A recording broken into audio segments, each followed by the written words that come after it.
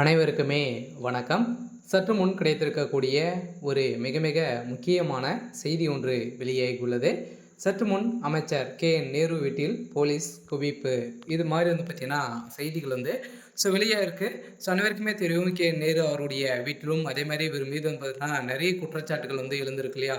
அரசு வேலைக்காக ஒரு தலைக்கு 35 லட்சம் ரூபாய்க்கு மேலே பார்த்தீங்கன்னா லஞ்சமாக பெற்றிருக்காரு அப்படின்ற மாதிரி அமலாக்கத்துறையே பார்த்தீங்கன்னா இவர் மீது அமைச்சர் நேரு அவர்கள் மீது சதுரடியாக குற்றச்சாட்டுகளை வைத்து இவர் மீது வழக்குப்பதிவு செய்து, இந்த வழக்குப்பதிவின் அடிப்படையில் நீதிமன்றம் வழங்கிய தீர்ப்பின் அடிப்படையில் இப்போ அதிரடியாக அமைச்சர் நேருடைய கதை ஒட்டுமொத்தமாக முடிஞ்சிருக்கு. பார்த்தீங்கன்னா இப்போ அவர் இந்த 2026 தேர்தல் வரப்போகுது. அதுக்காக அனைத்து திமுக சேர்ந்த கட்சி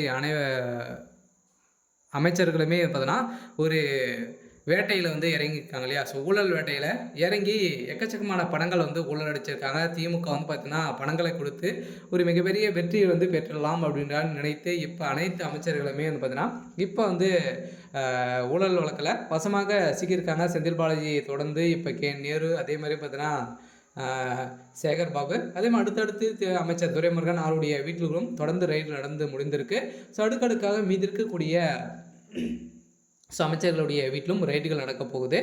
இதை பற்றி இந்த வீடியோவில் நம்ம முழுமையாக பார்க்கலாம். அதுக்கு முன்னாடி நம்ம சேனலுக்கு இப்போ தான் நீங்கள் முதல் முறையாக வந்திருக்கீங்க அப்படின்னா மறக்காமல் நம்மளுடைய சேனலை சப்ஸ்கிரைப் பண்ணி சப்போர்ட் பண்ணுங்கள். வாங்க வீடியோக்குள்ளே போகலாம். அதை பார்த்தீங்கன்னா இந்த அமைச்சர் நேரு அவர்கள் பார்த்தீங்கன்னா அதிரடியாக ஒரு அவருடைய துறையில் ஒவ்வொரு அரசு வேலைக்குமே பார்த்தீங்கன்னா ஒவ்வொரு தலைக்குமே 25 லட்சத்துலேருந்து 35 லட்சம் ரூபாய் வரைக்கும் பார்த்தீங்கன்னா அவர் லஞ்சமாக பெற்றிருக்காரு. லஞ்சம் வாங்கி பார்த்தோன்னா இந்த அரசு வேலையை பூர்த்தி செஞ்சுருக்காரு அப்படின்ற மாதிரி இவர் மீது நிறைய குற்றச்சாட்டுகள் சிலந்திருந்த நிலையில் இந்த குற்றச்சாட்டின் அடிப்படையில் இப்போ நேரு அவருடைய வீட்டில் திடீர்னு பார்த்தீங்கன்னா போலீஸ் குவிக்கப்பட்டிருக்காங்க. இப்போ நீதிமன்றம் வழங்கிய தீர்ப்பின் அடிப்படையில் சதுரடியாக 2 முறை இவருக்கு சம்மன் அனுப்பியும் ஆஜராகாத காரணத்தின் அடிப்படையில் இப்போ நேரு அவர்கள் பார்த்தீங்கன்னா அதிரடியாக கைது செய்யப்பட்டிருக்காரு. இந்த நிலையில் தான் அவருடைய வீட்டில் இன்று காலையிலிருந்தே போலீஸ் குவிக்கப்பட்டிருக்கு. எந்த ஒரு கலவரமும் நடக்கக்கூடாது அப்படின்ற ஒரு நோக்கோடு பார்த்தீங்கன்னா இப்போ அதிரடியாக சிபிஐ களத்தில் இறங்கி மீண்டும் ரைடுகள் அவருடைய வீட்டில் ரைடுகள் நடத்தி தான் இப்போ நேரு அவருடைய வீட்டில் அவருடையும் கைதும் செய்ய போகிறாங்க அப்படின்ற மாதிரி இன்று காலையிலேருந்தே பார்த்தீங்கன்னா ஒரு தகவல் பரபரப்பை கிடைத்திருக்கு.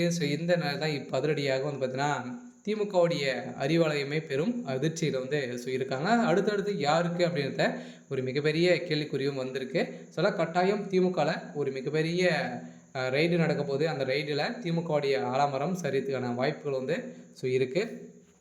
இருந்தாலுமே என்ன நடக்க போகுது அப்படின்றத வெயிட் பண்ணி பார்க்கலாம். இது மாதிரி செய்திகளை தெரிஞ்சுக்கணும் அப்படின்னா மறக்காமல் நம்மளுடைய சேனலை சப்ஸ்கிரைப் பண்ணி சப்போர்ட் பண்ணுங்கள். தேங்க்யூ.